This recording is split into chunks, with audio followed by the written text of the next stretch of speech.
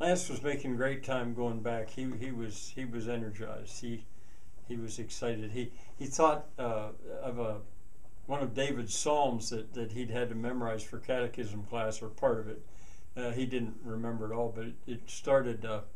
I will look unto the hills, from whence cometh my help. And Lance was just thinking about that. Just looking toward the mountains made a difference for him. Well, anyway, he's riding along, and he's back to looking at all these street names. He'd missed some on the way, or at least hadn't noticed them, or was thinking about something else. He saw a few more, but he probably only saw half of the ones that were there. There was a Speary Street and a Wiss Street. He didn't know who they were. And Vern, there was a Vern. He thought, that's Jules Verne. I know that one. And let's see, there was a Longfellow Street. There was a Frost Street. There was a Cooper Street and an Irving Street, or lane. They were lanes half of that time because they were so far out of the city.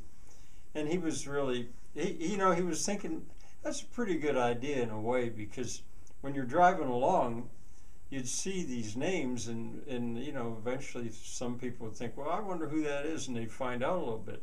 It'd be a way for the whole city to get an education in the classics, and that was the idea. And thought probably the same for art and music, and he didn't know what the science and technology, math would be exactly. But anyway, if you, my listeners, are interested in this, you could always just go to Wikipedia and look up Richland, North Virginia. Make sure you don't confuse it with Richmond, Virginia, or Northern Virginia. It's North Virginia, Richland, North Virginia. Or you could go to Google Earth, and you could zoom down and take a look at I think you could set that up so you could see all the street names.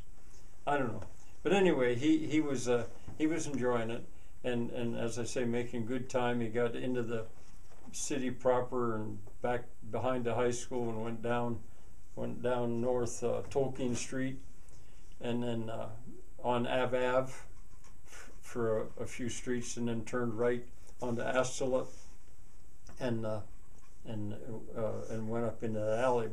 Well, meantime, that day, most of that day, the afternoon, Violet and Elaine, well, as much as they loved that, they'd come to really love this guest of theirs. But in a way, it was still a little bit of a relief to get back to normal,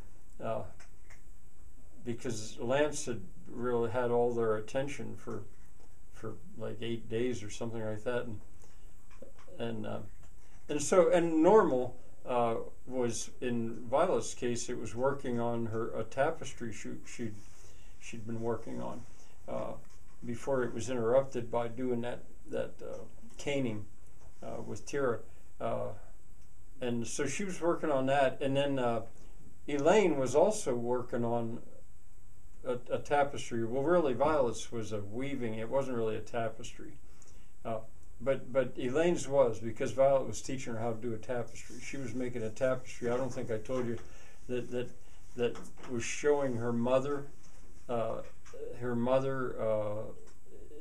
a village with the mountains behind, and singing, and with one of those instruments which she'd looked up called a pandery, sort of like a long necked guitar kind of a thing, and she was working on that. But as she was working on it, she was listening to these songs by the Trio Mendili, and she said, "Do you mind?" And Violet didn't say she did, but actually she did. Violet was a little bit like Marion. I didn't tell you this part about Marion, that fine craftsman in Dutch Corner.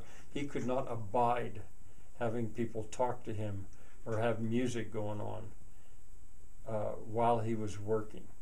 It was one thing or the other. His shop had to. He loved the sound of his tools and his material as it was working, and whatever was going on in his head, but he could not have somebody talking or singing at the same time. No.